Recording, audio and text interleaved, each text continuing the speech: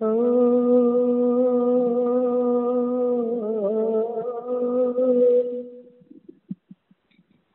ध्याये नित्यं महेशं रजतगिरिनिभं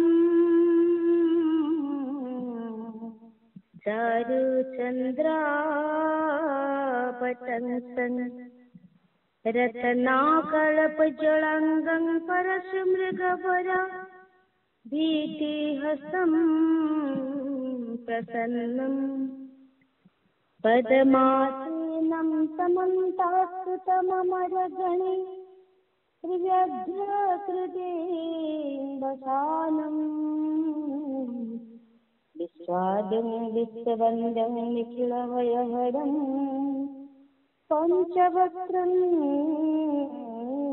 त्रिनेत्रम् पंचवक्त्रं त्रिनेत्रम् एकं नित्यं विमलमचलं सर्वाधिसाधीभूतं भावातीतं त्रिगुणरहितं तद्गुरुतं नमामि। ॐ नमः शिवाय। शिवपुराण विद्येश्वर संहिता अध्याय 18 बंधन एवं मोक्षर विवेचना, शिव पूजार उपदेश, लिंग आदि शिव पूजार विधान, भस्मर स्वरूपर निरूपण एवं महत्व, शिव एवं गुरु शब्द व्युत्पत्ति एवं शिवंकर भस्म धारणर रहस्य कण एई अध्याय आमे आलोकपात करिबा। ऋषि पचारिले सर्वज्ञ मध्य श्रेष्ठ सुतजी बंधन आउ मोक्षर स्वरूप कण यह आमको जानिबार प्रयास होछि, तेणु आपण आमको श्रवण करंतु। सुत कहउछन्ति, हे महर्षि, मो बंधन आउ मोक्षर स्वरूप मोक्षर उपायर वर्णना करुछि, तुमे माने आदर पूर्वक श्रवण कर। जे प्रकृति आदि 8 बंधन रे बंधा होइछि से जीव बद्ध बोली कहा जाए। जे 8 बंधन रु दूरी जाई थाए से मुक्त। प्रकृति आदि को बश रे रखिबा मोक्ष कहा जाए एवं बंधन हेउछि आगंतुक। मोक्ष हेउछि स्वतः भाव रे सिद्ध होई थाए। बद्ध जीव जेतेबेले बंधन रु मुक्त होई जाए सेतेबेले से मुक्त जीव बोली कहा जाए। प्रकृति बुद्धि बुद्धि कहले महतत्व बुद्धि, त्रिगुणात्मक अहंकार और 5 तन्मात्रा, यह को ज्ञानी पुरुष प्रकृतिर अष्टक बोली कहिथाନ୍ତି। तो प्रकृति आदि जो 8 तत्व मिसिकी देहर उत्पत्ति हेछि, एई देहरु कर्म उत्पन्न हुए, पुणी कर्मरु गोटे नूतन देहर उत्पत्ति हुए। बारंबार बारंबार जन्म आउ कर्म एई चली। शरीर को स्थूल सूक्ष्म कारण भेद रे 3 प्रकार आमे मानिछे। तो स्थूल शरीर कौन ना जाग्रत अवस्था, आमे जानुछे, पढुछे, शुणुछे, देखुछे, चालुछे, बुलुछे। व्यापार करिबा हेछि सूक्ष्म शरीर। सूक्ष्म शरीर होला जाग्रत, जाग्रत शरीर होला स्थूल शरीर जो आमे व्यापार वाणिज्य आदि करुछे। सूक्ष्म शरीर होछि जाग्रत, स्वप्न अवस्था रे अछि, इंद्रिय भोग करुछे। एवं कारण शरीर होछि कोन ना सुषुम्ना, सुषुम्ना अवस्था आत्मानंदर अनुभूति करिथिबार कर्म होछि हमर ई सूक्ष्म शरीर। जीव को एही प्रारब्ध कर्म अनुसार आउ दुख सुख मध्ये प्राप्त मिले। निजर पुण्य कर्म फल स्वरूप आमे सुख पाउछे, आउ पाप कर्म फल स्वरूप दुख को उपभोग करुछे। तेणु कर्म पाशरे बंधा होइथिबा जीव निजर त्रिविध शरीर रे शुभाशुभ कर्म द्वारा सर्वदा चक्र भली बारंबार घूर्णयमान करे। एई चक्रवत भ्रमण निवृत्ति पाई चक्रकर्ता स्तंभन एवं आराधना करिबा उचित। तेबे स्तंभन कौन ना पूजा अर्चना स्तवन पाठन आराधना पूजा अध्ययन अध्यापना ପ୍ରକୃତି ଆଜି ଯେଉଁ 8 ପାଶ ଅଛି ତାର ସମୁଦାୟ ହେଉଛି ମହାଚକ୍ର ଏବଂ ଯେଉଁ ପ୍ରକୃତିର ଉପରେ ସେ ହେଉଛନ୍ତି ପରମାତ୍ମା ଶିବ। ଭଗବାନ ମହେଶ୍ୱର ହେଉଛନ୍ତି ପ୍ରକୃତି ଆଉ ମହାଚକ୍ରର କର୍ତ୍ତା, କାରଣ ସେ ପ୍ରକୃତିର ବହୁତ ଉପରେ ବା ଉପରେ ଅଛନ୍ତି। ଯେମିତିକି ମାନେ ବକାୟନ ନାମକ ଗୋଟେ ବୃକ୍ଷ ଅଛି, ତାର ଥଳିରେ ଜଳକୁ ପିଇବ ଏବଂ ବାହାର କରିପାରିବ। ସେଇ ପ୍ରକାର ଶିବ କଣ କରନ୍ତି ନା ପ୍ରକୃତି ଆଦିକୁ ନିଜ ବଶକୁ ନେଇଯିବେ, ତା ଉପରେ ଶାସନ କରିବେ। ସମସ୍ତଙ୍କୁ ବଶ କରିବା ପାଇଁ ସେ ହେଉଛନ୍ତି ଶିବ। ଶିବ ହେଉଛନ୍ତି ସର୍ବଜ୍ଞ, ସେ ହେଉଛନ୍ତି ପରିପୂର୍ଣ୍ଣ ଆଉ ନିଷ୍ପୃହ। ଯୁଆଡେ ଦେଖିବ କେବଳ ଶିବ ସ୍ୱରୂପ, କିନ୍ତୁ ପ୍ରକୃତିରେ ନିଷ୍ପୃହ, କୌଣସି ସ୍ପୃହା ନଥାଏ। ସର୍ବଜ୍ଞତା, ସେ ଯୋଗୁ ଜାଣି ବି ପାରନ୍ତି। ତୃପ୍ତି, ଅନାଦି, ବୋଧ, ସ୍ୱତନ୍ତ୍ରତା, ନିତ୍ୟ ଅନୁକ୍ତ ଶକ୍ତିରୁ ସଂଯୁକ୍ତ ହୋଇଥାନ୍ତି ଆଉ ନିଜ ଭିତରେ ଅନନ୍ତ ଶକ୍ତି ମାନଙ୍କୁ ଧାରଣ କରିପାରନ୍ତି। ମହେଶ୍ୱରଙ୍କର ଏଇ ଯୋଉ 6 ପ୍ରକାର ମାନସିକ ଐଶ୍ୱର୍ଯ୍ୟକୁ କେବଳ ବେଦ ହିଁ ଜାଣିଛି। ତେବେ ପ୍ରକୃତି ଆଦି ଯୋଉ 8 ତତ୍ଵ ବଶରେ ରହିଛି, ତାହା ଭଗବାନ ଶିବଙ୍କ ଅନୁଗ୍ରହରୁ ଆମକୁ ପ୍ରାପ୍ତ ହୋଇଛି। ଭଗବାନ ଶିବଙ୍କର କୃପା ପ୍ରସାଦ ଯେତେବେଳେ ପ୍ରାପ୍ତ କରିବା ପାଇଁ ଆମେ ତାଙ୍କର ଶରଣ ଯିବା, ତାଙ୍କର ପୂଜାର୍ଚ୍ଚନା କରିବା, ସେତିକି ବେଳେ ସେ କୃପା ଦେବେ ଏବଂ ଏଇ ପ୍ରକୃତି ଠାରୁ ଦୂରରେ ରହି ପ୍ରକୃତିର କର୍ତ୍ତା ପରମାତ୍ମାଙ୍କର ସାନ୍ନିଧ୍ୟ ଲାଭ କରିବା, ଶିବ ସାଯୁଜ୍ୟ, ଶିବ ସାରୂପ୍ୟ, ଶିବଙ୍କର ପଦକୁ ଆମେ ପ୍ରାପ୍ତ କରିପାରିବା। ଯଦି କୁହାଯିବ ଶିବ ତ ହେଉଛନ୍ତି ପରିପୂର୍ଣ୍ଣ ନିଷ୍ପୃହ, ତେବେ ତାଙ୍କର ପୂଜା ଆମେ କିପରି କରିପାରିବା? ତ ଏହାର ଉତ୍ତରରେ ହେଇପାରିବ ଯେ ପାଇଁ ଯୋଉ ସତ୍କର୍ମ କରିବା ତାହା ହଉଛି ତାଙ୍କର କୃପା ପ୍ରସାଦ। ଶିବଲିଙ୍ଗରେ ହଉ, ଶିବଙ୍କ ପ୍ରତିମା ବିଗ୍ରହରେ ହଉ, ଶିବ ଭକ୍ତମାନଙ୍କ ଠାରେ ହଉ, ଶିବଙ୍କର ଭାବନାରେ ହେଉ, ତାଙ୍କର ପ୍ରସନ୍ନତା ପାଇଁ ଆମେ ଶିବଙ୍କର ପୂଜା କରିବା ଉଚିତ। ଏହି ପୂଜାରେ ଶରୀରରେ, ମନରେ, ବାଣୀରେ, ଧନରେ ମଧ୍ୟ କରିପାରିବା। ଏହି ପୂଜାରେ ମହେଶ୍ୱର ଶିବ ହେଉଛନ୍ତି ଯିଏକି ପ୍ରକୃତିର ଉପରେ, ପୂଜକ ଉପରେ ବିଶ୍ୱାସ ଏବଂ କୃପା ପ୍ରସାଦ ହେଉଛି ସତ୍ୟ ସ୍ୱରୂପ। ଶିବଙ୍କ କୃପାରୁ କର୍ମ ଆଦି ଯେତେ ସବୁ ବନ୍ଧନ ଅଛି ସେ ନିଜ ବଶରେ ରହିଯାନ୍ତି। କର୍ମ ଠାରୁ ଆରମ୍ଭ କରି ପ୍ରକୃତି ପର୍ଯ୍ୟନ୍ତ ସବୁକିଛି ଯେତେବେଳେ ବଶରେ ରହିଯାଏ, ସେତେବେଳେ ଜୀବ ମୁକ୍ତ ହୋଇଯାଏ, ଶୁଦ୍ଧ ଆନନ୍ଦକୁ ଉପଲବ୍ଧି କରେ। ସ୍ୱାତ୍ମା ରାମ ରୂପରେ ବିରାଜମାନ ହୋଇଯାଏ। ପରମେଶ୍ୱର ଶିବଙ୍କ କୃପାରୁ ଯେତେବେଳେ କର୍ମଜନିତ ଶରୀର ନିଜ ବଶରେ ହୋଇଯାଏ ନା, ସେତେବେଳେ ଭଗବାନ ଶିବଙ୍କ ଠାରୁ ତାଙ୍କ ଶିବଙ୍କର ଲୋକରୁ ନିବାସ କରୁଥିବା ଯୋଉ ସୌଭାଗ୍ୟ ଆମେ ତାକୁ ପ୍ରାପ୍ତ କରିପାରିବା। ଏହାକୁ ଆମେ କହୁଛେ କଣ ନା ସାଲୋକ୍ୟ ମୁକ୍ତି। ଯେତେବେଳେ ତନ୍ମାତ୍ରାରେ ବଶୀଭୂତ ହୋଇଯିବା, ସେତେବେଳେ ଜୀବ ଜଗଦମ୍ବା ସହିତ ଶିବଙ୍କର ସାମୀପ୍ୟକୁ ଆମେ ପ୍ରାପ୍ତ କରିବା, ଯାହାକୁ କୁହାଯାଇଛି ସାମୀପ୍ୟ ମୁକ୍ତି। ତାଙ୍କର ଆୟୁଧାଦି କ୍ରିୟା 6 ପ୍ରକାର ଯୋଉ ଭଗବାନ ଶିବଙ୍କର ସମାନ ହୋଇଯିବା, ସେତେବେଳେ ଭଗବାନଙ୍କର ମହାପ୍ରସାଦ ପ୍ରାପ୍ତ ହେବାରୁ ବୁଦ୍ଧି ମଧ୍ୟ ବଶରେ ରହିଯାଏ। ବୁଦ୍ଧି କଣ କରେ ନା ପ୍ରକୃତିର କାର୍ଯ୍ୟ କରିଯାଏ ଏବଂ ତା ବଶରେ ହୋଇ ଶାସ୍ତି ମୁକ୍ତି ପ୍ରାପ୍ତ କରେ। ପୁଣି ଭଗବାନଙ୍କର ମନ ଅନୁଗ୍ରହ ପ୍ରାପ୍ତ ହେବା ପରେ ପ୍ରକୃତି ବଶରେ ହୋଇଯାଏ। ସେହି ସମୟରେ ଭଗବାନ ଶିବଙ୍କର ମାନସିକ ଐଶ୍ୱର୍ଯ୍ୟ ବିନା ଯତ୍ନ କରି ପ୍ରାପ୍ତ ହୋଇଥାନ୍ତି। ସର୍ବଜ୍ଞତା ଆଉ ତୃପ୍ତି ଆଦି ଯୋଉ ଶିବଙ୍କର ଯେତେ ସବୁ ଐଶ୍ୱର୍ଯ୍ୟ ଅଛି, ତାକୁ ପାଇଲା ପରେ ମୁକ୍ତ ପୁରୁଷ ନିଜ ଆତ୍ମାରେ ସେତେବେଳେ ବିରାଜମାନ କରେ।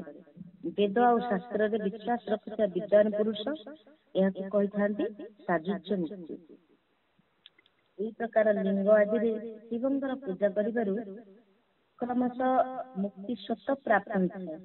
ତେଣୁ ଶିବଙ୍କର କୃପା ପ୍ରସାଦ ପ୍ରାପ୍ତ କରିବା ପାଇଁ ତତ୍ସମ୍ବନ୍ଧୀ କ୍ରିୟା ଆଦି ଦ୍ୱାରା ତାଙ୍କର ପୂଜନ କରିବା ଉଚିତ।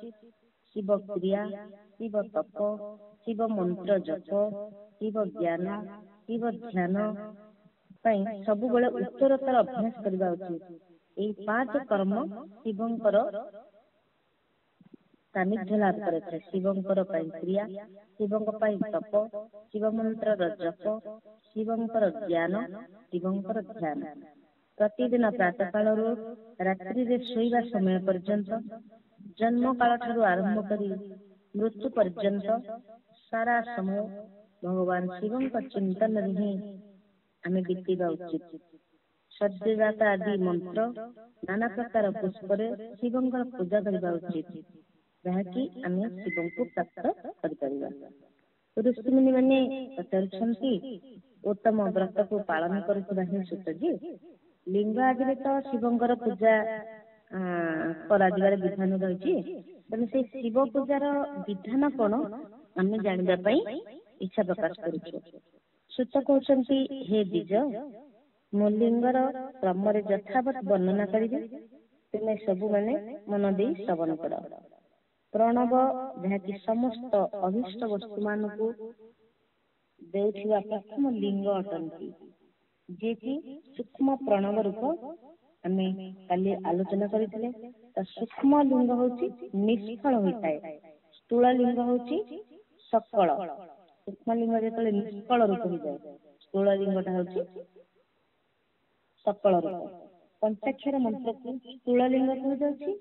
ଆଉ 2 ପ୍ରକାର ଲିଙ୍ଗର ପୂଜନ ତପ କରାଯାଏ, ଯୋଉ 2ଟି ଲିଙ୍ଗ ସାକ୍ଷାତ ମୁଖ୍ୟ ପ୍ରଦାନ କରିଥାନ୍ତି। ଗୋଟେ ପୌରୁଷ ଲିଙ୍ଗ ଆଉ ଗୋଟେ ପ୍ରକୃତି ଲିଙ୍ଗ ରୂପରେ ବହୁତ ଲିଙ୍ଗ ପୂଜା କରାଯାଏ। ଭଗବାନ ଶିବ ହିଁ ବିସ୍ତାର ପୂର୍ବକ ଆମକୁ କହିଛନ୍ତି, ଏହାକୁ ଦ୍ୱିତୀୟ କେହି ଜାଣିନାହାନ୍ତି। ଓମ୍ ହେଲେ ସୂକ୍ଷ୍ମ, ନମଃ ଶିବାୟ ସ୍ଥୂଳ ଲିଙ୍ଗ, ଓଙ୍କାର ହେଲା ପ୍ରଣବ, ଶିବଲିଙ୍ଗ ହେଲା ନିଷ୍କାମ ନିଷ୍କଳଙ୍କ ନିରାକାର ରୂପ, ଏବଂ ରୂପ ହେଉଛି ସାକାର, ଯାହାକି ଆମେ ସମସ୍ତ ଜୀବମାନେ ନମଃ ଶିବାୟ ମନ୍ତ୍ରରେ ତାକୁ ଆମେ ପୂଜାର୍ଚ୍ଚନା କରିପାରିବା। ପୃଥିବୀର ବିକାରଭୂତ ଯେଉଁ ଯେଉଁ ଲିଙ୍ଗ ଆମେ ଜାଣିଛେ, ତାହାକୁ ପ୍ରଥମେ ମୁଁ କହୁଛି। ତ ସ୍ୱୟମ୍ଭୁ ଲିଙ୍ଗ ପ୍ରଥମ ଲିଙ୍ଗ, ଦ୍ୱିତୀୟ ଲିଙ୍ଗ ହେଲା ବିନ୍ଦୁ ଲିଙ୍ଗ, ତୃତୀୟ ହେଲା ପ୍ରତିଷ୍ଠିତ ଲିଙ୍ଗ, ଚତୁର୍ଥ ହେଲା ଚରଲିଙ୍ଗ, ପଞ୍ଚମ ହେଲା ଗୁରୁ ଲିଙ୍ଗ। এই 5 ଗୋଟି ଲିଙ୍ଗ ବିଷୟରେ ଆମେ ଜାଣିବା। ଦେବର୍ଷି ମାନଙ୍କ ତପସ୍ୟାରେ ସନ୍ତୁଷ୍ଟ ହେବାରୁ ତାଙ୍କ ନିକଟରେ ପ୍ରସନ୍ନ ହେବା ପାଇଁ ପୃଥିବୀର ଅନ୍ତର୍ଗତ ବୀଜ ରୂପରେ ବ୍ୟକ୍ତ ହୋଇ ଭଗବାନ ଶିବ ବୃକ୍ଷର ଅଙ୍କୁର ଭଳି ଭୂମିକୁ ଭେଦ କରି ନାଦଲିଙ୍ଗ ରୂପରେ ବ୍ୟକ୍ତ ହୋଇଥିଲେ। ଏହି ସ୍ୱତଃ ବ୍ୟକ୍ତ ହୋଇଥିବା ଶିବ ସ୍ୱୟଂ ପ୍ରକଟ ହେବା କାରଣରୁ ସ୍ୱୟମ୍ଭୁ ନାମ ଧାରଣ କରିଛନ୍ତି। ଜ୍ଞାନୀଜନ ସ୍ୱୟମ୍ଭୁ ଲିଙ୍ଗ ରୂପରେ ଏହାକୁ ମାନି ନିଅନ୍ତି। ସେହିପରି ସ୍ୱୟମ୍ଭୁ ଲିଙ୍ଗର ପୂଜାରେ ଉପାସକର ଜ୍ଞାନ ସ୍ୱୟଂ ହିଁ ବର୍ଦ୍ଧନ ହୋଇଥାଏ। ଯେପରି ସୁନା ଆଦି ପତ୍ର ଉପରେ, ଭୂମି ଉପରେ, ବେଦୀ ଉପରେ ନିଜ ହାତରେ ଲେଖି ଯେକୌଣସି ଶୁଦ୍ଧ ପ୍ରଣବ ମନ୍ତ୍ର ରୂପ ଲିଙ୍ଗ, ଯେଉଁଥିରେ କି ମନ୍ତ୍ର ଲିଙ୍ଗର ଆଲେଖନ କରି ଭଗବାନ ଶିବଙ୍କର ପ୍ରତିଷ୍ଠା ଓ ଆହ୍ୱାନ କରିବା, ଏହା ବିନ୍ଦୁ ନାଦମୟ ଲିଙ୍ଗ, ତାପରେ ଆଉ ଜଙ୍ଗମ ଦୁହିଁଙ୍କ ପ୍ରକାରର ହୋଇଥାଏ। ଏହାଙ୍କର ଶିବ ଦର୍ଶନ ଭାବନାମୟ ହିଁ ହୋଇଥାଏ। ଏହା ନିଃସନ୍ଦେହ ଭାବରେ କୁହାଯାଇଥାଏ, ଯାହାକୁ ଯେଉଁଠାରେ ଭଗବାନ ଶଙ୍କରଙ୍କର ପ୍ରକଟ ହେବାର ବିଶ୍ୱାସ ହୋଇଯାଏ, ସେଥିପାଇଁ ସେ ସେଇ ଜାଗାରେ ହିଁ ପ୍ରକଟ ହୋଇ ଅଭୀଷ୍ଟ ଫଳକୁ ମଧ୍ୟ ପ୍ରଦାନ କରିଥାନ୍ତି। ନିଜ ହାତରେ ଲେଖିଥିବା ଯନ୍ତ୍ରରେ ଅକୃତ୍ରିମ ସ୍ଥାବର ଆଦିରେ ଭଗବାନ ଶିବଙ୍କର ଆବାହନ କରି 1600 ଉପଚାରରେ ତାଙ୍କର ପୂଜା କରିବା। ଏପରି କରିବାରେ କଣ ହୁଏ ନା, ସାଧକ ସ୍ୱୟଂ ଐଶ୍ୱର୍ଯ୍ୟକୁ ପ୍ରାପ୍ତ କରେ ଏବଂ ସାଧନର ଅଭ୍ୟାସ କରି କରି ତାର ଜ୍ଞାନ ମଧ୍ୟ ଉଦୟ ହୋଇଯାଏ। ଦେବତା ଏବଂ ଋଷିମାନେ ଆତ୍ମଶୁଦ୍ଧି ପାଇଁ ନିଜର ହାତରେ ବୈଦିକ ମନ୍ତ୍ରର ଉଚ୍ଚାରଣ ପୂର୍ବକ ଶୁଦ୍ଧ ମଣ୍ଡଳରେ ଶୁଦ୍ଧ ଭାବନା ଦ୍ୱାରା ଯେଉଁ ଉତ୍ତମ ଶିବଲିଙ୍ଗ ସ୍ଥାପନା କରନ୍ତି, ତାହାକୁ କୁହାଯାଏ ପୌରୁଷ ଲିଙ୍ଗ। ତେଣୁ ଏହି ପ୍ରତିଷ୍ଠିତ ଲିଙ୍ଗ ବୋଲି ଆମେ ଏହାକୁ ଜାଣିବା। ଲିଙ୍ଗର ପୂଜା କରିବାରୁ ସର୍ବଦା ପୌରୁଷ ଐଶ୍ୱର୍ଯ୍ୟର ପ୍ରାପ୍ତି ହୋଇଥାଏ। ମହାନ ବ୍ରାହ୍ମଣ, ମହାଧନୀ ରାଜା କୌଣସି କାରିଗର ଠାରେ ଶିବଲିଙ୍ଗର ନିର୍ମାଣ କରି ଯେ ମନ୍ତ୍ର ପୂର୍ବକ ତାଙ୍କର ସ୍ଥାପନା କରନ୍ତି, ତାଙ୍କ ଦ୍ୱାରା ସ୍ଥାପିତ ହୋଇଥିବା ଲିଙ୍ଗ ମଧ୍ୟ ପ୍ରତିଷ୍ଠିତ ଲିଙ୍ଗ ବୋଲି କୁହାଯିବ। କିନ୍ତୁ ଏହା ପ୍ରାକୃତ ଲିଙ୍ଗ ଅଟେ। ଏଣୁ ପ୍ରାକୃତ ଐଶ୍ୱର୍ଯ୍ୟ ଭୋଗକୁ ଏ ପ୍ରଦାନ କରିଥାନ୍ତି। ଯେଉଁ ଶକ୍ତିଶାଳୀ ନିତ୍ୟ ହୋଇଥାଏ ସେହି ପୁରୁଷ ବୋଲି କୁହାଯାଏ। ଦୁର୍ବଳ ଏବଂ ଅନିତ୍ୟ ହୋଇଥାଏ, ଏହାକୁ ଆମେ ପ୍ରାକୃତ ବୋଲି କହିବା। ଲିଙ୍ଗ, ନାଭି, ଜିହ୍ୱା, ନାସାଗ୍ରଭାଗ, ଶିଖାର କ୍ରମରେ ଆମେ କଟି, ହୃଦୟ, ମସ୍ତକ ତିନି ସ୍ଥାନରେ ଯେଉଁ ଲିଙ୍ଗର ଭାବନା କରିବା, ସେହି ଆଧ୍ୟାତ୍ମିକ ଲିଙ୍ଗକୁ ହିଁ ଚରଲିଙ୍ଗ ବୋଲି କୁହାଯାଏ। ପର୍ବତକୁ ପୌରୁଷ ଲିଙ୍ଗ ବୋଲି କୁହାଯାଏ। ଭୂତଳରେ ବିଦ୍ୱାନ ପୁରୁଷ ପ୍ରାକୃତ ଲିଙ୍ଗ ମାନିଥାନ୍ତି। ବୃକ୍ଷ ଆଦି ପୌରୁଷ ଲିଙ୍ଗ, ଗୁଳ୍ମ ଆଦି ପ୍ରାକୃତ ଲିଙ୍ଗ, ସାକ୍ଷୀ ନାମକ ଧାନ୍ୟକୁ ପ୍ରାକୃତ ଲିଙ୍ଗ, ଶାଳି ମାନେ ଅଗହନୀ, ଯୋଉଟା ଖଣ୍ଡିଆ ଖାବରା ହେଇନଥିବ, ଗହମ ହଉଛି ପୌରୁଷ ଲିଙ୍ଗ। ଅଣିମା ଆଦି ଆଠ ସିଦ୍ଧିକୁ ଦେଇଥିବା ଏହି ଐଶ୍ୱର୍ଯ୍ୟ ପୌରୁଷ ଐଶ୍ୱର୍ଯ୍ୟ ବୋଲି ଜାଣିବା ଉଚିତ। ସୁନ୍ଦର ସ୍ତ୍ରୀ, ଧନ ଆଦି ବିଷୟକୁ ଆସ୍ତିକ ପୁରୁଷ ପ୍ରାକୃତ ଐଶ୍ୱର୍ଯ୍ୟ କହିଥାନ୍ତି। ଚରଲିଙ୍ଗରେ ସବୁଠାରୁ ପ୍ରଥମ ରସଲିଙ୍ଗର ବର୍ଣ୍ଣନା କରାଯାଇଛି। ରସଲିଙ୍ଗ ବ୍ରାହ୍ମଣକୁ ତାର ସମସ୍ତ ଅଭୀଷ୍ଟ ବସ୍ତୁକୁ ପ୍ରଦାନ କରିଥାଏ। ଶୁଭକାରକ ବାଣଲିଙ୍ଗ କ୍ଷତ୍ରିୟ ମାନଙ୍କୁ ମହାନ ରାଜ୍ୟର ପ୍ରାପ୍ତି କରାଇଥାଏ। ସୁବର୍ଣ୍ଣଲିଙ୍ଗ ବୈଶ୍ୟର ମହାଧନପତିର ପଦକୁ ପ୍ରଦାନ କରିଥାଏ ତଥା ସୁନ୍ଦର ଶିବଲିଙ୍ଗ ଶୂଦ୍ରମାନଙ୍କୁ ମହାଶୁଦ୍ଧି କରିଦେଇଥାଏ। ପଟିକମୟ ଲିଙ୍ଗ ଆଉ ବାଣଲିଙ୍ଗ ସବୁ ଲୋକଙ୍କର ସମସ୍ତ କାମନାକୁ ସେ ପ୍ରଦାନ କରିଥାନ୍ତି। ନିଜର ନ ହେଉ ପଛେ ଦ୍ୱିତୀୟ ସ୍ଫଟିକ ବା ବାଣଲିଙ୍ଗ ମଧ୍ୟ ପୂଜା ପାଇଁ ନିଷିଦ୍ଧ ନୁହେଁ। ସ୍ତ୍ରୀମାନେ ବିଶେଷତଃ ସଧବା ମାନଙ୍କ ପାଇଁ ପାର୍ଶ୍ୱଲିଙ୍ଗ ପୂଜା ବିଧାନ ରହିଛି। ପ୍ରକୃତି ମାର୍ଗରେ ସ୍ଥିତ ବିଧବା ମାନଙ୍କ ପାଇଁ ପଟିକ ଲିଙ୍ଗର ପୂଜା କରାଯାଇଛି। କିନ୍ତୁ ବିରକ୍ତ ବିଧବା ମାନଙ୍କ ପାଇଁ ରସଲିଙ୍ଗର ପୂଜାକୁ ଶ୍ରେଷ୍ଠ ବୋଲି କୁହାଯାଇଛି।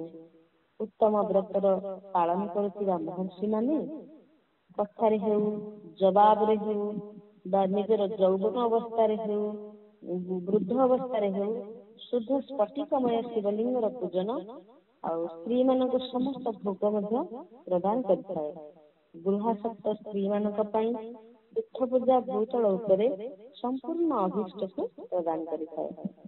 ପ୍ରବୃତ୍ତି ମାର୍ଗରେ ଚାଲୁଥିବା ପୁରୁଷ ସୁପାତ୍ର ଗୁରୁଙ୍କର ସହଯୋଗରେ ସମସ୍ତ ପୂଜା କର୍ମକୁ ସମ୍ପନ୍ନ କରିପାରେ। ଇଷ୍ଟଦେବଙ୍କର ଅଭିଷେକ କରିବା ପରେ ଅଖଣ୍ଡିତ ଚାଉଳକୁ ସେଥିରେ କ୍ଷୀରି ବନେଇ ପକ୍କାନ୍ନ ଦ୍ୱାରା ନୈବେଦ୍ୟ ଅର୍ପଣ କଲେ ପୂଜାର ଶେଷରେ ଶିବଲିଙ୍ଗକୁ ସମ୍ପୁଟରେ ପ୍ରସ୍ତୁତ କରି ଘର ଭିତରେ ପୃଥକ ରଖି ଯେ ନିବୃତ୍ତି ମାର୍ଗୀ ପୁରୁଷ ତାଙ୍କ ପାଇଁ ହାତ ଉପରେ ଶିବଲିଙ୍ଗର ପୂଜା ବିଧାନ ରହିଛି। ଭିକ୍ଷା ଆଦିରେ ପ୍ରାପ୍ତ ହୋଇଥିବା ନିଜର ଭୋଜନ ହିଁ ନୈବେଦ୍ୟ ରୂପରେ ନିବେଦିତ କରିବା ଉଚିତ। ନିବୃତ୍ତ ପୁରୁଷ ପାଇଁ ସୂକ୍ଷ୍ମଲିଙ୍ଗ ହେଉଛି ଶ୍ରେଷ୍ଠ, ଯେ ବିଭୂତି ଦ୍ୱାରା ପୂଜନ କରିପାରିବେ। ବିଭୂତି ହିଁ ନୈବେଦ୍ୟ ରୂପରେ ନିବେଦନ ମଧ୍ୟ କରିପାରିବେ। ପୂଜା କରି ଏହି ଲିଙ୍ଗକୁ ସର୍ବଦା ନିଜ ମସ୍ତକ ଉପରେ ଧାରଣ କରିବା ଉଚିତ। ବିଭୂତି ହେଉଛି ଭସ୍ମ ତିନି ପ୍ରକାରର ବୋଲି କୁହାଯାଇଛି। ଲୋକାଗ୍ନି ଜନିତ, ବେଦାଗ୍ନି ଜନିତ, ଆଉ ଗୋଟେ ହେଲା ଆମର ଶିବାଗ୍ନି ଜନିତ। ତିନି ପ୍ରକାରର ବିଭୂତି। ତ ଲୋକାଗ୍ନି ଜନିତ ବା ଲୌକିକ ଭସ୍ମକୁ ଦ୍ରବ୍ୟର ଶୁଦ୍ଧି ପାଇଁ ଆମେ ନେଇପାରିବା। ମାଟି, କାଠ, ଲୁହା ପାତ୍ର, ଧାନ, ତିଳ ଏବଂ ଦ୍ରବ୍ୟ, ବସ୍ତ୍ର ଆଦି ପର୍ଯ୍ୟୁଷିତ ବସ୍ତୁର ଭସ୍ମରେ ଶୁଦ୍ଧି ହୋଇଥାଏ। କୁକୁର ଆଦି ଯୋଉ ଦୂଷିତ ହୋଇଥିବା ପାତ୍ରରେ ଭସ୍ମରେ ଶୁଦ୍ଧି ବୋଲି ନିଆଯାଇଛି। ବସ୍ତୁ ବିଶେଷତଃ ଶୁଦ୍ଧି ପାଇଁ ଯଥାଯୋଗ୍ୟ ସଜଳ ଆଉ ନିର୍ଜଳ ଭସ୍ମର ଉପଯୋଗ କରିବା ଉଚିତ। ସଜଳ ହେଲା ଭସ୍ମରେ ଜଳ ମିଶେଇବ, ନିର୍ଜଳ ଖାଲି ଶୁଦ୍ଧ ବିଭୂତିକି ବା ଭସ୍ମକୁ ଲଗେଇ ପାରିବ। ବେଦାଗ୍ନି ଜନିତ ଯେଉଁ ଭସ୍ମ ରହିଛି ତାହାକୁ ସେଇ ବୈଦିକ କର୍ମର ଶେଷରେ ଧାରଣ କରିବା ଉଚିତ। ମନ୍ତ୍ର ଏବଂ କ୍ରିୟା ଜନିତ ଯେଉଁ ହୋମ କର୍ମ ହୁଏ ସେଇ ଅଗ୍ନିରେ ଭସ୍ମର ରୂପ ଧାରଣ କରେ। ଏହି ଭସ୍ମକୁ ଧାରଣ କରିବାରେ ସମସ୍ତ କର୍ମ ଆତ୍ମାରେ ଆରୋପିତ ହୋଇଯାଏ।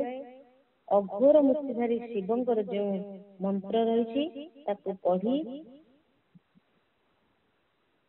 ବେଲ କି ଲକଡି କୁ ଜଲାଏ, ବେଲ ଗଛର କାଠକୁ ଜଳେଇବ। ତ ଏହି ମନ୍ତ୍ରରେ ଅଭିମନ୍ତ୍ରିତ ଅଗ୍ନିକୁ ଶିବାଗ୍ନି କୁହାଯାଏ।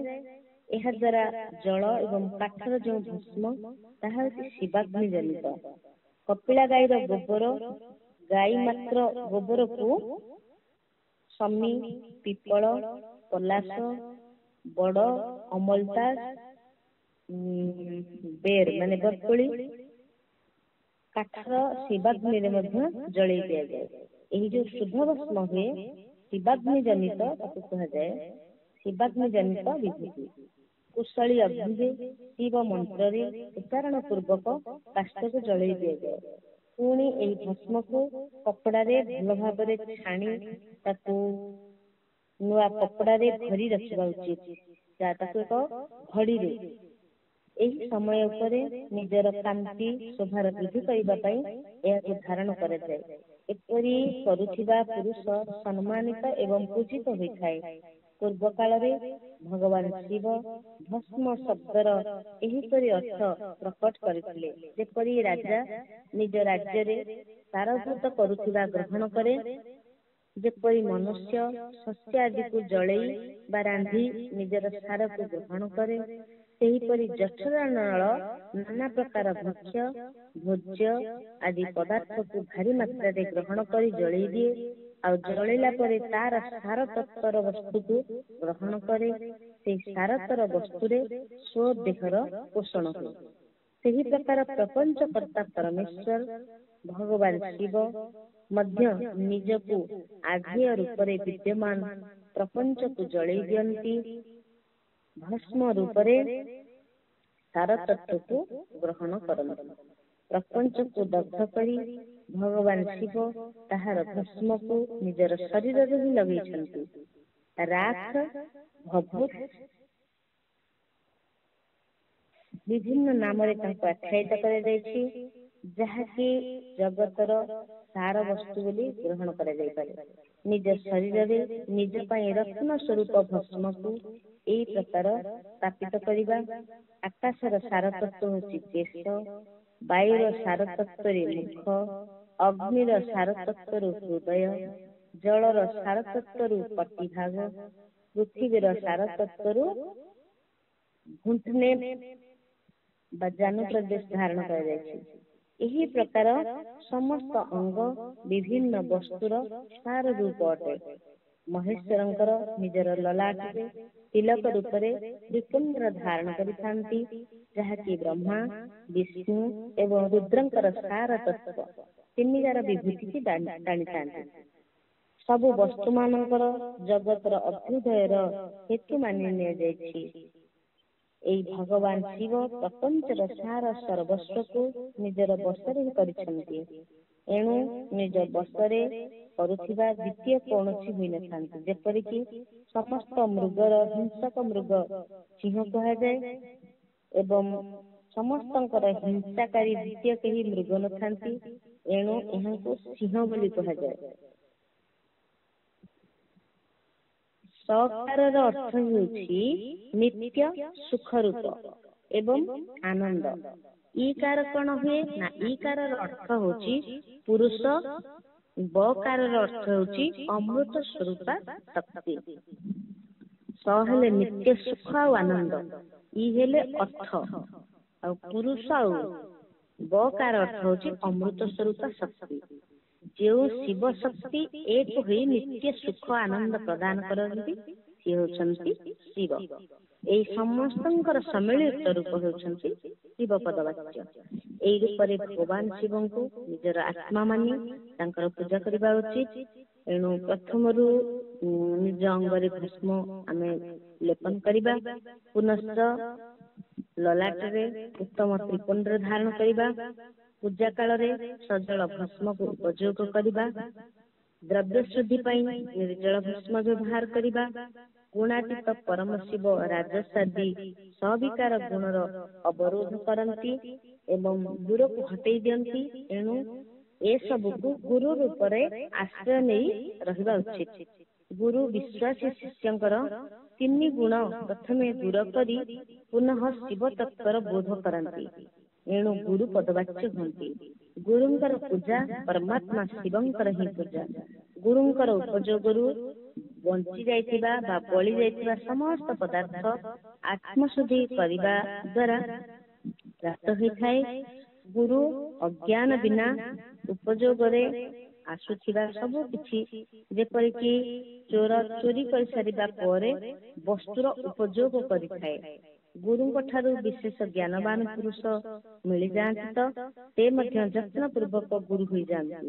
ଅଜ୍ଞାନ ରୂପୀ ବନ୍ଧନରୁ ଦୂରେଇ ଜୀବ ମାତ୍ରକ ପାଇଁ ସାଧ୍ୟ ପୁରୁଷ ହୋଇଯାନ୍ତି। ଏଣୁ ଯେଉଁ ବିଶେଷ ଯିଏ ଜ୍ଞାନବାନ ସେ ଜୀବକୁ ସେ ବନ୍ଧନରୁ ଦୂରେଇ ଦିଅନ୍ତି, ବନ୍ଧନରୁ ମୁକ୍ତ କରିଦିଅନ୍ତି, ବନ୍ଧନରୁ ସେ ଉନ୍ମୁକ୍ତ କରିଦିଅନ୍ତି। ଜନ୍ମ ମରଣ ରୂପ ଦ୍ୱନ୍ଦ୍ୱକୁ ଭଗବାନ ଶିବଙ୍କର ମାୟାରେ ହିଁ ଅର୍ପିତ କରାଯାଇଛି। ଯିଏ ଏହି ଦୁହିଁକୁ ଶିବଙ୍କର ମାୟାକୁ ଅର୍ପିତ କରିଥାଏ ସେ ପୁନଃ ଶରୀର ବନ୍ଧନରେ କେବେ ମଧ୍ୟ ପଡେ ନାହିଁ। ଯେତେବେଳେ ଶରୀର ରହିଛି ସେତେବେଳେ ପର୍ଯ୍ୟନ୍ତ କ୍ରିୟାର ଅଧୀନରେ ଅଛି। ଜୀବ ବଦ୍ଧ ବୋଲି କୁହାଯାଇପାରିବ। ସ୍ଥୂଳ ସୂକ୍ଷ୍ମ କାରଣ 3 ଶରୀରକୁ ବଶ କରିବା ପରେ ଜୀବର ମୋକ୍ଷ ହୋଇଥାଏ। ଏପରି ଜ୍ଞାନୀ ପୁରୁଷମାନେ ହିଁ କହିଥାନ୍ତି ମାୟା ଚକ୍ରର ନିର୍ମାତା ଭଗବାନ ଶିବ ହିଁ ପରମ କାରଣ ଅଟନ୍ତି। ସେ ନିଜର ମାୟାରେ କରାଯାଇଥିବା ଦ୍ୱନ୍ଦ୍ୱ ସ୍ୱରୂପ ସ୍ୱୟଂ ହିଁ ପରିମାର୍ଜନ କରିଥାନ୍ତି। ଏଣୁ ଶିବଙ୍କ ଦ୍ୱାରା କଳ୍ପିତ ହୋଇଥିବା ଦ୍ୱନ୍ଦ୍ୱ ତାଙ୍କୁ ସମର୍ପିତ କରିଦେଇଥାନ୍ତି। ଯିଏ ଶିବଙ୍କର ପୂଜାରେ ତତ୍ପର ହୋଇଥାନ୍ତି ସେ ମୌନ ରହିବେ, ସତ୍ୟ ଭାଷଣ ଦେବେ, ସମସ୍ତ ଗୁଣର ସଂଯୁକ୍ତ ହୋଇଥିବେ, କ୍ରିୟା ଜପ ତପ ଜ୍ଞାନ ଧ୍ୟାନରେ ଏକ ଏକ ଅନୁଷ୍ଠାନ କରିବାକୁ ସମର୍ଥ ହୋଇଥିବେ। ଐଶ୍ୱର୍ଯ୍ୟ ଦ୍ରବ୍ୟ ଶରୀରର ପ୍ରାପ୍ତି ପାଇଁ ଜ୍ଞାନର ଉଦୟ, ଅଜ୍ଞାନର ନିବାରଣ, ଭଗବାନ ଶିବଙ୍କର ସାମିପ୍ୟର ଲାଭ, ଇଏ କ୍ରମଶଃ ହେଉଛି ଏହି କ୍ରିୟା ଆଦିର ଫଳ ହୋଇଥାଏ। ଆଉ ନିଷ୍କାମ କର୍ମ କରିବାରୁ ଅଜ୍ଞାନର ନିବାରଣ ହୋଇବା କାରଣରୁ ଶିବଭକ୍ତ ପୁରୁଷ ଯଥୋକ୍ତ ଫଳକୁ ପ୍ରାପ୍ତ କରିଥାଏ। ଶିବଭକ୍ତ ପୁରୁଷ ଦେଶ କାଳ ଶରୀର ଧନ ଅନୁସାରେ ଯଥାଯୋଗ୍ୟ କ୍ରିୟା ଆଦିର ଅନୁଷ୍ଠାନ କରେ। ନ୍ୟାୟୋପାର୍ଜିତ ଉତ୍ତମ ଧର୍ମରେ ନିର୍ବାହ କରି ବିଦ୍ୱାନ ପୁରୁଷ ଶିବଙ୍କର ସ୍ଥାପନାରେ ନିବାସ କରେ ଏବଂ ଶିବଙ୍କର ସ୍ଥାନରେ ହିଁ ରହିଥାଏ। ଜୀବହିଂସା ଆଦିରୁ ରହିତ ଅତ୍ୟନ୍ତ କ୍ଲେଶ ଶୂନ୍ୟ ଜୀବନ ବିତେଇଥାଏ। ପଞ୍ଚାକ୍ଷର ମନ୍ତ୍ର ଜପରେ ଅଭିମନ୍ତ୍ରିତ ଅନ୍ନ ଜଳକୁ ସୁଖ ସ୍ୱରୂପ ମାନି ନେଇଥାଏ ଏବଂ କହିଥାଏ ଯେ ଦରିଦ୍ର ପୁରୁଷ ପାଇଁ ଭିକ୍ଷା ଠାରୁ ପ୍ରାପ୍ତ ହୋଇଥିବା ଅନ୍ନ ଜ୍ଞାନ ପ୍ରଦାନ କରିଥାଏ। ଶିବ ଭକ୍ତକୁ ଭିକ୍ଷାର୍ଥ ପ୍ରାପ୍ତ ହୋଇଯାଏ ତ ଶିବ ଭକ୍ତିକୁ ବଢେଇ ଦେଇଥାଏ। ଶିବ ଯୋଗୀ ପୁରୁଷ ଭିକ୍ଷାର୍ଣ୍ଣକୁ ଶମ୍ଭୁସତ୍ର ବୋଲି କୁହାଯାଏ। ଯିଏ ଯେକୌଣସି ଉପାୟରେ ମଧ୍ୟ ଯେଉଁଠାରେ କେଉଁଠାରେ ମଧ୍ୟ ଭୂତଳ ଉପରେ ଶୁଦ୍ଧ ଅନ୍ନର ଭୋଜନ କରି ସର୍ବଦା ମୌନ ଭାବରେ ରହି ନିଜର ସାଧନର ରହସ୍ୟ କାହା ଉପରେ ପ୍ରକଟ କରି ନାହିଁ। ଭକ୍ତର ସମକ୍ଷ ହୋଇ ଶିବଙ୍କର ମାହାତ୍ମ୍ୟକୁ ପ୍ରକାଶିତ କରେ। ଶିବ ମନ୍ତ୍ରର ରହସ୍ୟକୁ ଭଗବାନ ଶିବ ହିଁ ଜାଣିଛନ୍ତି, ଅନ୍ୟ କେହି ବି ନୁହନ୍ତି। ତେଣୁ ଅହର୍ନିଶି ଶିବ ମନ୍ତ୍ର ପ୍ରତ୍ୟେକ ଜୀବକୁ ଉଦ୍ଧାର କରିଥାଏ। ସେହି ଶିବ ମନ୍ତ୍ର ଜପ ପ୍ରତ୍ୟେକ ଜୀବକୁ ଉଦ୍ଧାର କରିଥାଏ। ତେଣୁ ଶିବ ମନ୍ତ୍ର ହିଁ ସଂସାରରୁ ଉଦ୍ଧାର ହେବା ପାଇଁ, ପ୍ରତ୍ୟେକ ଜୀବକୁ ସଂସାର ବନ୍ଧନରୁ ମୁକ୍ତ କରିବା ପାଇଁ ପ୍ରକୃତ ଔଷଧି ସ୍ୱରୂପ ହୋଇଥାଏ। ତେଣୁ ଶିବଙ୍କର ନାମ, ଶିବଙ୍କର ରୂପ, ଶିବଙ୍କର ଧ୍ୟାନ, ଶିବଙ୍କର କ୍ରିୟା ଏବଂ ଶିବଙ୍କ ପାଇଁ ସମର୍ପିତ ହୋଇଥିବା ସମସ୍ତ କର୍ମ ଜୀବକୁ ଉଦ୍ଧାର କରିଥାଏ। ତେଣୁ ଶିବଙ୍କର ଶରଣାପନ୍ନ ହୋଇ ଜୀବନ ବ୍ୟାପୀ ଶିବ ମନ୍ତ୍ରରେ ନିଜକୁ ଶିବାଗ୍ନିରେ ସମର୍ପଣ କରିଲେ ଜୀବନ ସାର୍ଥକ ହୋଇଥାଏ ଏବଂ ପରିଶେଷରେ ଶିବଙ୍କର ସାନ୍ନିଧ୍ୟ ଲାଭ ହୋଇ ଶିବ କୃପାରେ ଜୀବନଟା ସାର୍ଥକ ହୋଇଥାଏ। ଓମ୍ ନମଃ ଶିବାୟ, ନମଃ ଶିବାୟ, ହର ହର ভোলে, নমঃ শিবায়। ওম নমঃ শিবায়, নমঃ শিবায়, হর হর ভোলে, নমঃ শিবায়। ওম নমঃ শিবায়, নমঃ শিবায়, হর হর ভোলে, নমঃ শিবায়। দিয় বারে দর্শন, গিরিরাজ সুতা প্রাণ ঈশ্বর, দিয় বারে দর্শন, গিরিরাজ সুতা প্রাণ ঈশ্বর। অবিরতে খোঁজুছি মো, অবিরতে খোঁজুছি মো, জপি পঞ্চাক্ষর। ওম নমঃ শিবায়, শিব মন্তর দিয় বারে দর্শন, গিরিরাজ সুতা প্রাণ ঈশ্বর। অবিরতে খোঁজুছি মো, অবিরতে খোঁজুছি মো, জপি পঞ্চাক্ষর। ওম নমঃ শিবায়, শিব মন্তর। গলি কপিলাস কাশী ধাম, হেলানি তোর রূপ দর্শন, দেখিলি কেবল সেই শিলা ব্রহ্ম, দেখিলি কেবল সেই শিলা ব্রহ্ম রূপ শরীর। ওম নমঃ শিবায়, শিব মন্তর।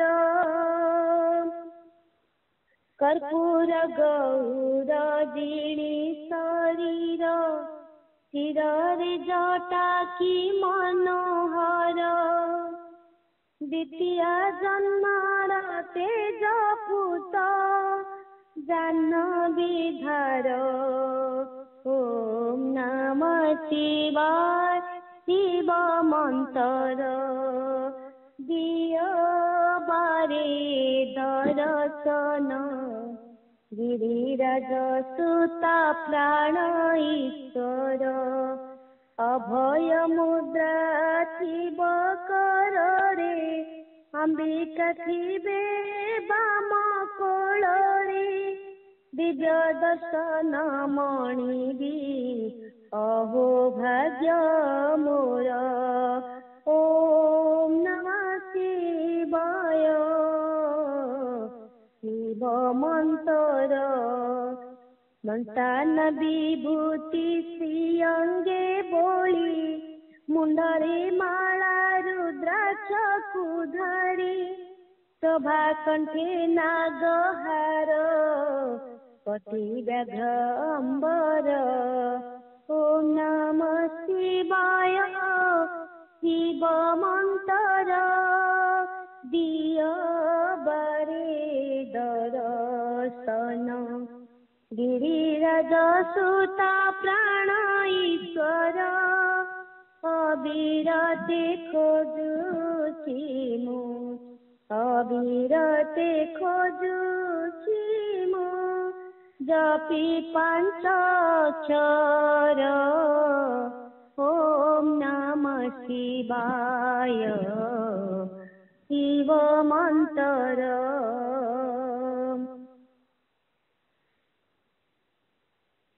ପାର୍ଥିବ ଲିଙ୍ଗର ନିର୍ମାଣର ରୀତି ତଥା ବେଦ ମନ୍ତ୍ର ଦ୍ୱାରା ତାହାର ପୂଜାର ବିସ୍ତୃତ ଏବଂ ସଂକ୍ଷିପ୍ତ ବିଧିର ବର୍ଣ୍ଣନ ଆମେ 19 ଅଧ୍ୟାୟରେ ପାଠ କରିବା। ତାପରେ ପାର୍ଥିବ ଲିଙ୍ଗର ଶ୍ରେଷ୍ଠତା ମହିମାର ବର୍ଣ୍ଣନା କରିବା ପରେ ସୂତ କହୁଛନ୍ତି, ହେ ମହର୍ଷି ମାନେ, ଏବେ ମୁଁ ବୈଦିକ କର୍ମର ପ୍ରତି ଶ୍ରଦ୍ଧା ଭକ୍ତି ରଖୁଥିବା ଲୋକମାନଙ୍କ ପାଇଁ ବେଦୋକ୍ତ ମାର୍ଗରେ ପାର୍ଥିବ ପୂଜାର ପଦ୍ଧତିର ବର୍ଣ୍ଣନା କରୁଛି। ଏହି ପୂଜା ଭୋଗ ଆଉ ମୋକ୍ଷ ପ୍ରଦାନ କରିଥାଏ। ଆହ୍ନିକ ସୂତ୍ରରେ କୁହାଯାଇଛି କି ବିଧି ଅନୁସାରେ ବିଧି ପୂର୍ବକ ସ୍ନାନ ସନ୍ଧ୍ୟା ଉପାସନା କରି ପ୍ରଥମେ ବ୍ରହ୍ମଯଜ୍ଞ କରିବା, ତାପରେ ଦେବତା, ଋଷି, ସନକ ଆଦି ମନୁଷ୍ୟ ଏବଂ ପିତର ମାନଙ୍କର ତର୍ପଣ କରିବା, ନିଜର ରୁଚି ଅନୁସାରେ ସମ୍ପୂର୍ଣ୍ଣ ନିତ୍ୟକର୍ମକୁ ପୂର୍ଣ୍ଣ କରି ଶିବ ସ୍ମରଣ ପୂର୍ବକ ଭସ୍ମ ଆଉ ରୁଦ୍ରାକ୍ଷକୁ ଧାରଣ କରିବା, ତାପରେ ସମ୍ପୂର୍ଣ୍ଣ ମନୋବାଞ୍ଛିତ ଫଳର ସିଦ୍ଧି ପାଇଁ ଉଚ୍ଚ ଭକ୍ତି ଭାବନା ସହିତ ଉତ୍ତମ ପାର୍ଥିବ ଲିଙ୍ଗର ବେଦୋକ୍ତ ବିଧିରେ ଭଲ ଭାବରେ ପୂଜା କରିବା। ନଦୀ କିମ୍ବା ତାଲାବରେ, କିନାର କିମ୍ବା ପର୍ବତ ଉପରେ, ବନ କିମ୍ବା ଶିବାଳୟରେ, ଯେକୌଣସି ପ୍ରକାର ପବିତ୍ର ସ୍ଥାନରେ ପାର୍ଥିବ ପୂଜା କରିବାର ବିଧାନ ମଧ୍ୟ ରହିଛି। ହେ ବ୍ରାହ୍ମଣ ମାନେ, ଶୁଦ୍ଧ ସ୍ଥାନରେ ଆମେ ବାହାରି ପଡ଼ିବା, ମାଟିକୁ ଯତ୍ନ ପୂର୍ବକ ନବା, ବଡ଼ ସାବଧାନତାର ସହିତ ଶିବଲିଙ୍ଗର ନିର୍ମାଣ କରିବା। ବ୍ରାହ୍ମଣ ମାନଙ୍କ ପାଇଁ ଶ୍ଵେତ, କ୍ଷତ୍ରିୟ ମାନଙ୍କ ପାଇଁ ଲାଲ, ବୈଶ୍ୟ ମାନଙ୍କ ପାଇଁ ହଳଦିଆ, ଶୂଦ୍ର ମାନଙ୍କ ପାଇଁ କଳା ମାଟି ଶିବଲିଙ୍ଗ କରିବାର ବିଧାନ ରହିଛି। ଆଉ ଯେଉଁଠାରେ ଯେଉଁ ମାଟି ମିଳିଗଲା ସେଇଥିରେ ଆମେ ଶିବଲିଙ୍ଗ ପ୍ରସ୍ତୁତ କରିବା। ଶିବଲିଙ୍ଗ ପ୍ରସ୍ତୁତ କରିବା ପରେ ବା ତାକୁ ପ୍ରସ୍ତୁତ କରିବା ପାଇଁ ପ୍ରଯତ୍ନ ପୂର୍ବକ ମାଟିକୁ ସଂଗ୍ରହ କରିବା, ଶୁଭ ମୃତ୍ତିକାକୁ ଅତ୍ୟନ୍ତ ଶୁଦ୍ଧ ସ୍ଥାନରେ ରଖିବା, ତାପରେ ଶୁଦ୍ଧି କରି ଜଳରେ ଆମେ ଗୋଟେ ପିଣ୍ଡି ବନେଇବା, ତାପରେ ବେଦୋକ୍ତ ମାର୍ଗରେ ଧୀରେ ଧୀରେ ସୁନ୍ଦର ପାର୍ଥିବ ଲିଙ୍ଗର ରଚନା କରିବା, ତାପରେ ଭୋଗ ମୋକ୍ଷକୁ ଫଳକୁ ପ୍ରାପ୍ତ କରିବା ପାଇଁ ଭକ୍ତି ପୂର୍ବକ ତାଙ୍କର ପୂଜନ କରିବା।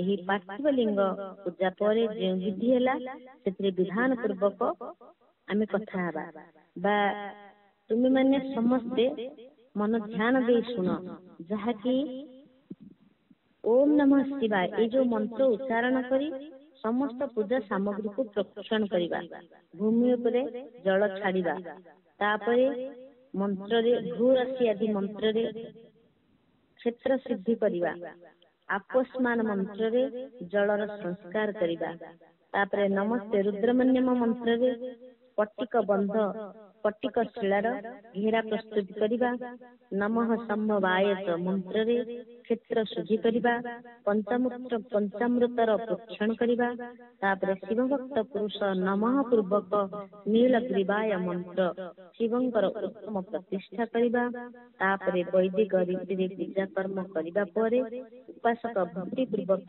ଏତତ୍ୟ ରୁଦ୍ରାବସଂ ଏହି ମନ୍ତ୍ରରେ ରମଣୀୟ ଆସନ ଦେବା, ମାନୋ ମହାନ୍ତମ ଉତ୍ତମାନ ଅଚିତ୍ତମ ଆବାହନ କରିବା, ୟାତି ରୁଦ୍ର ଶିବାତନ ମନ୍ତ୍ରରେ ଶିବଙ୍କୁ ଆସନ ସମାସୀନ କରିବା, ୟାମିଷୁଂ ଗିରିଶନ୍ତ ହସ୍ତେ ମନ୍ତ୍ରରେ ଶିବଙ୍କର ଅଙ୍ଗରେ ନ୍ୟାସ କରିବା, ଅଧ୍ୟବୋଚ ଦଧିଭକ୍ତା ମନ୍ତ୍ରରେ ପ୍ରେମ ପୂର୍ବକ ଅଧିବାସନ କରିବା, ଅସୋୟାସ୍ତାମ୍ରୁ ଅରୁଣ ଉତ୍ତବଭ୍ରୁ ସୁମଙ୍ଗଳ ମନ୍ତ୍ରରେ ଶିବଲିଙ୍ଗରେ ଇଷ୍ଟ ଦେବତାଙ୍କର ଶିବଙ୍କର ନ୍ୟାସ କରିବା, ଅସୌଜ ବସରପତି ନୀଳଗ୍ରୀବ ସମର୍ପିତ ମନ୍ତ୍ରରେ उपसमर्पण देवता मानक समीप को आमे गमन करिबा। तापरे नमस्त नीलग्रीवाय सहस्राक्षाय मृदुसे मंत्र रे इष्ट देवं को पाद्य समर्पण करिबा। रुद्र गायत्री रे अर्घ्य प्रदान करिबा। त्र्यंबकं यजामहे मंत्र रे आचमन करिबा। पय पृथिव्यं मंत्र रे दुग्ध स्नान करिबा।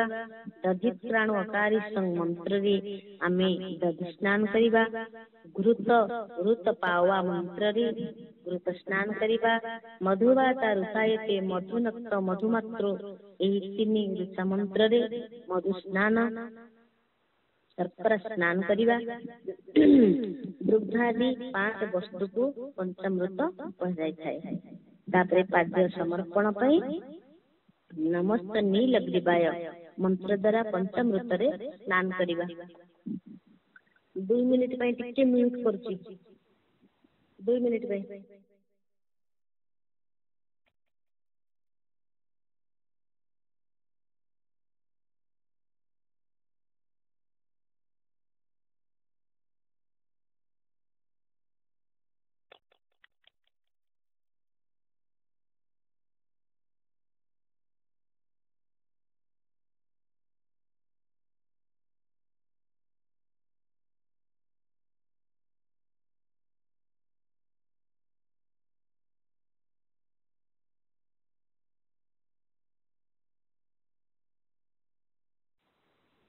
ओम नमः शिवाय।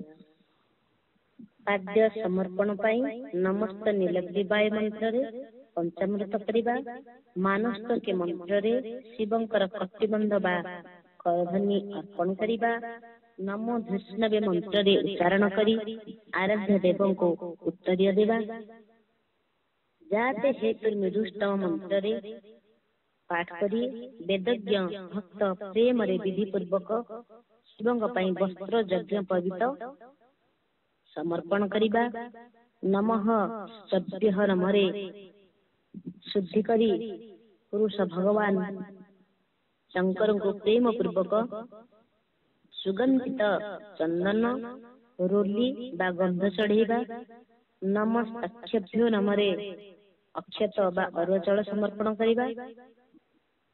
नमः पार्जाय च मंत्र रे फूल चढ़ेबा। नमः पर्णाय च मंत्र रे बिल्वपत्र समर्पण करिबा। नमः कपर्दिने च मंत्र रे विधि पूर्वक धूप देबा।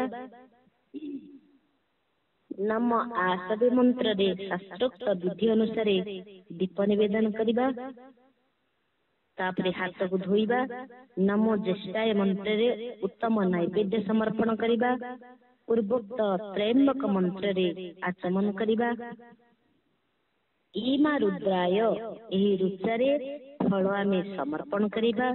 नमो ब्रज्याय मंत्र रे भगवान शिवं को निजर समस्त सब किछि समर्पण करिदबा। तापरे मानो महांत मंत्र मानस्त के ही मंत्र रे जो 2 मंत्र कहा गला सेठरे केवल अक्षत 11 रुद्रों को आमे पूजन करिबा। पुनश्च हिरण्य गर्भ मंत्र रे 3 रुचा रूप रे दक्षिणा चढ़ेबा। देवस्वांग मंत्र रे विद्वान पुरुष आराध्य देवंकर अभिषेक करिबा। दीप पाई नमः आसवे मंत्र रे निराजना बा आरती करिबा। तापरे ईमा रुद्राय मंत्र रे 3 रुचा रे भक्ति पूर्वक रुद्र देव को पुष्पांजलि अर्पण करिबा। मानो महांत मंत्र रे विज्ञ उपासक पूजनीय देवतांकर आमे परिक्रमा करिबा। उत्तम बुद्धि वाला उपासक मानस्त के मंत्र रे भगवान को साष्टांग प्रणाम करिबा। एसते एही मंत्र रे शिव मुद्रार प्रदर्शन करिबा। जतो जतः एही मंत्र रू अभय नामक मुद्रार त्रयंबक मंत्र रे ज्ञान नामक मुद्रार नमः सेना इत्यादि मंत्र रू महामुद्रार प्रदर्शन करिबा। नमो गोभ्यः रुचा द्वारा धेनु मुद्रा देखैबा। ପାଞ୍ଚ ମୁଦ୍ରାକୁ ପ୍ରଦର୍ଶନ କରି ଶିବ ସମ୍ବନ୍ଧୀ ମନ୍ତ୍ରର ଜପ କରି ବେଦଜ୍ଞ ପୁରୁଷ ସପ୍ତରୁଦ୍ରୀୟ ମନ୍ତ୍ରର ଆବୃତ୍ତି କରିବା। ତାପରେ ବୈଦିକ ପୁରୁଷ ପଞ୍ଚାଙ୍ଗ ପାଠ କରିବା। ଦେବା ଗାତୁ ମନ୍ତ୍ରରେ ଭଗବାନ ଶଙ୍କରକୁ ବିସର୍ଜନ କରିବା। ଏହି ପ୍ରକାର ଶିବ ପୂଜାର ବୈଦିକ ବିଧିର ବିସ୍ତାରରେ ପ୍ରତିପାଦନ କରାଗଲା। ହେ ମହର୍ଷି ମାନେ, ଏବେ ସଂକ୍ଷେପରେ ପାର୍ଥିବ ପୂଜନର ବୈଦିକ ବିଧିର ବର୍ଣ୍ଣନା କହୁଛି, ଶ୍ରବଣ କର। ସଦ୍ୟଜାତଂ ପ୍ରପଦ୍ୟାମି ମନ୍ତ୍ରରେ ପାର୍ଥିବ ଲିଙ୍ଗ ପ୍ରସ୍ତୁତ କରି ମାଟି ଆଣିବା। ବାମଦେବାୟ ମନ୍ତ୍ରରେ ଜଳ ଢାଳିବା। ମାଟି ଜଳ ତାକୁ ଚକଟି ପ୍ରସ୍ତୁତ କରିବା। ଅଘୋର ମନ୍ତ୍ରରେ ଲିଙ୍ଗ ନିର୍ମାଣ କରିବା। ତତ୍ପୁରୁଷ ମନ୍ତ୍ରରେ ବିଧିବତ୍ ଶିବଙ୍କୁ ଆବାହନ କରିବା। ଈଶାନ ମନ୍ତ୍ରରେ ଶିବଙ୍କ ବେଦୀ ପ୍ରସ୍ତୁତ କରିବା। ଶିବାୟ ଅନ୍ୟ ସବୁ ବିଧାନକୁ ଶୁଦ୍ଧି କରି ଉପାସକ ସଂକ୍ଷେପରେ ହିଁ ଏହାକୁ ସମ୍ପନ୍ନ କରିବା ଉଚିତ। ଏହାପରେ ବିଦ୍ୱାନ ପୁରୁଷ ପଞ୍ଚାକ୍ଷର ମନ୍ତ୍ରରୁ ଗୁରୁଙ୍କ ଠାରୁ ଦିଆଯାଇଥିବା ଅନ୍ୟ କୌଣସି ଶିବ ସମ୍ବନ୍ଧୀ ମନ୍ତ୍ରରେ 16 ଉପଚାର ଦ୍ୱାରା ବିଧିବତ୍ ଆମେ ପୂଜନ କରିବା। ଭବାୟ ଭବନାଶାୟ ମହାଦେବାୟ ଧୀମହି ଉଗ୍ରାୟ ଉଗ୍ରନାଶାୟ ସର୍ବାୟ ଶଶିମୌଳିନେ। ଏହି ମନ୍ତ୍ର ଦ୍ୱାରା ବିଦ୍ୱାନ ଉପାସକ ଶଙ୍କର ଭଗବାନଙ୍କର ପୂଜା କରିବ। ବ୍ରହ୍ମକୁ ଛାଡ଼ି ଉତ୍ତମ ଭାବ ଭକ୍ତିରେ ଯୁକ୍ତ ହୋଇ ଶିବଙ୍କର ଆରାଧନା କରିବ। କାରଣ ଭଗବାନ ଶିବ ଭକ୍ତିରେ ହିଁ ମନୋବାଞ୍ଛିତ ଫଳକୁ ପ୍ରଦାନ କରିଥାନ୍ତି। ଏଠାରେ ଯେଉଁ ବୈଦିକ ବିଧିରେ ପୂଜାର କ୍ରମ କୁହାଗଲା, ଏହାର ପୂର୍ଣ୍ଣ ରୂପରେ ଆଦର କରି ମୁଁ ପୂଜାର ଗୋଟିଏ ବା ଦୁଇଟି ବିଧି ବତଉଛି। ତ ଉତ୍ତମ ହେବାର ସହିତ ସର୍ବସାଧାରଣ ପାଇଁ ଉପଯୋଗୀ ହୋଇଥାଏ। ହେ ମୁନିବର ମାନେ, ପାର୍ଥିବ ଲିଙ୍ଗର ପୂଜା ଭଗବାନ ଶିବଙ୍କ ନାମରୁ କୁହାଯାଇଛି। ପୂଜା ସମ୍ପୂର୍ଣ୍ଣ ଅଭୀଷ୍ଟକୁ ପ୍ରଦାନ କରିଥାଏ। ମୁଁ ଏହାକୁ କହୁଛି ଯେ ଶ୍ରବଣ କର। ହର, ମହେଶ୍ୱର, ଶମ୍ଭୁ, ଶୂଳପାଣି, ପିନାକଧୃ, ଶିବ, ପଶୁପତି, ମହାଦେବ। ଏହିପରି ଶିବଙ୍କର 8 ଗୋଟି ନାମ କୁହାଗଲା। ପ୍ରଥମ ନାମ ହେଲା ଓಂ ହରାୟ ନମଃ। ଉଚ୍ଚାରଣ କରି ଆମେ ପାର୍ଥିବ ଲିଙ୍ଗ ପ୍ରସ୍ତୁତ ମାଟିରେ କରିବା। ତାପରେ ଦ୍ୱିତୀୟ ଥର କହିଲେ ଓಂ ମହେଶ୍ୱରାୟ ନମଃ, ଲିଙ୍ଗ ନିର୍ମାଣ କଲେ। ଓಂ ଶମ୍ଭବେ ନମଃ, ପ୍ରତିଷ୍ଠା କରିବା। ଓಂ ଶୂଳପାଣୟ ନମଃ, ଶିବଙ୍କର ଆବାହନ କରିବା। ଓಂ ପିନାକଧୃଷେ ନମଃ, ଶିବଲିଙ୍ଗକୁ ଗାଧୋଇବା।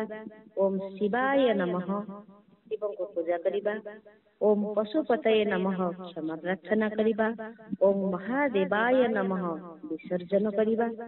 ପ୍ରତ୍ୟେକ ନାମର ଆଦିରେ ଓମକାର ଅନ୍ତ ଚତୁର୍ଥୀ ବିଭକ୍ତି ସହିତ ନମଃ ପଦକୁ ଯୋଡ଼ି ଆନନ୍ଦର ସହିତ ଭକ୍ତି ଭାବରେ ପୂଜନ ସମ୍ବନ୍ଧୀ ସମସ୍ତ କାର୍ଯ୍ୟ କରିବା ଉଚିତ। ଷଡ଼ାକ୍ଷର ମନ୍ତ୍ର ଅଙ୍ଗନ୍ୟାସ କରି ବିଧି ପୂର୍ବକ ଭଲ ଭାବରେ ସମ୍ପନ୍ନ କରି ପୁନଶ୍ଚ ନିଚରେ ଲେଖା ହେଇଥିବା ଅନୁସାରେ ଆମେ ଧ୍ୟାନ କରିବା। ତ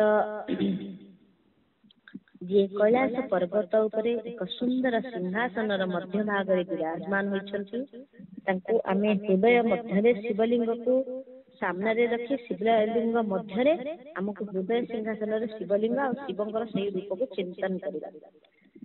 ସିଂହାସନ ମଧ୍ୟ ଭାଗରେ ବାମାଙ୍ଗରେ ଜଗଜ୍ଜନନୀ ମା ଉମା ଶୋଭାବର୍ଦ୍ଧନ କରୁଛନ୍ତି। ସନକ ସନନ୍ଦନ ଭକ୍ତମାନେ ତାଙ୍କର ପୂଜା କରୁଛନ୍ତି।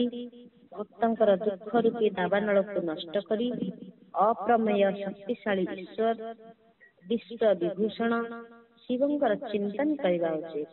ଭଗବାନ ମହେଶ୍ୱର ପ୍ରତିଦିନ ଏହି ପ୍ରକାର ଧ୍ୟାନ କଲେ ତାଙ୍କର ଅଙ୍ଗ କାଟି ରୂପାର ପାହାଡ ଭଳି ସୁନ୍ଦର ଗୌର ହୋଇଯାଏ।